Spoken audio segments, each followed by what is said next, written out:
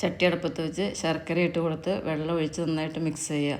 ശർക്കരയുടെ കട്ട ഉടയണവരെ മിക്സ് ചെയ്യുക. ശർക്കര നന്നായിട്ട് മിക്സ് ചെയ്ത് അത് അരിച്ചെടുക്കുക. അരിച്ചെടുത്ത് വീണ്ടും അടുപ്പത്ത് വെച്ചിട്ട് തേങ്ങയിട്ട് മിക്സ് ചെയ്യുക. തേങ്ങയിട്ട് മിക്സ് ചെയ്ത് അതിലേക്ക് ഏലക്കായ പൊടിച്ചതിട്ട് കൊടുക്കുക. 5 ഏലക്കായ നമ്മൾ പഞ്ചസാര ചേർത്ത് പൊടിച്ചതാണ്, അതുകൊണ്ടാണ് അത്രയും 2 സ്പൂൺ ഇടുന്നത്. അതിന് ശേഷം ജീരകം പൊടിച്ചത് ഇടുക. അത് വെള്ളം വറ്റുന്നവരെ മിക്സ് ചെയ്യുക. ഏകദേശം വെള്ളം വറ്റിയിട്ടുണ്ട്.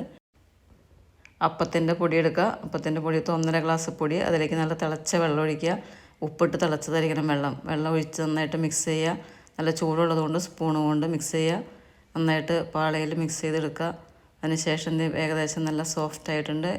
ഒന്നും കൂടി സോഫ്റ്റ് ആവാൻ വേണ്ടി പൊട്ടിപ്പോകാതിരിക്കാൻ വേണ്ടി വെളിച്ചെണ്ണ ഒഴിച്ച് മിക്സ് ചെയ്യുക. നന്നായിട്ട് മിക്സ് ചെയ്ത് ഏകദേശം മിക്സിങ് കഴിഞ്ഞു. ഇനി നമുക്ക് ഉണ്ടകളാക്കി അതിലേക്ക് തേങ്ങയും ശർക്കരയും വെള്ളയിച്ചതിട്ട് കൊടുത്ത് നന്നായിട്ട് ഉരുട്ടിയെടുക്കുക. കൊഴുക്കട്ടയുടെ ഷേപ്പിലാക്കുക. നമ്മുടെ കൊഴുക്കട്ട റെഡി ആയിട്ടുണ്ട്. അത് നമുക്കിനി ഇഡ്ഡലി പാത്രത്തിൽ വെക്കുക. ഇഡ്ഡലി പാത്രത്തിൽ വെച്ചൊരു 10 മിനിറ്റ് ആവി കയറണം. അതിൽ ആദ്യം വെളിച്ചെണ്ണ തടവി കൊടുത്തിട്ട് ആ കൊഴുക്കട്ട എല്ലാം പറക്കി വയ്ക്കാം. ഒരു 10 മിനിറ്റ് ആവി കയറ്റിയതിന് ശേഷം നമ്മുടെ കൊഴുക്കട്ട റെഡിയാവും. അപ്പോൾ നമ്മുടെ കൊഴുക്കട്ട റെഡി ആയിട്ടുണ്ട്. നല്ല സോഫ്റ്റ് കൊഴുക്കട്ട.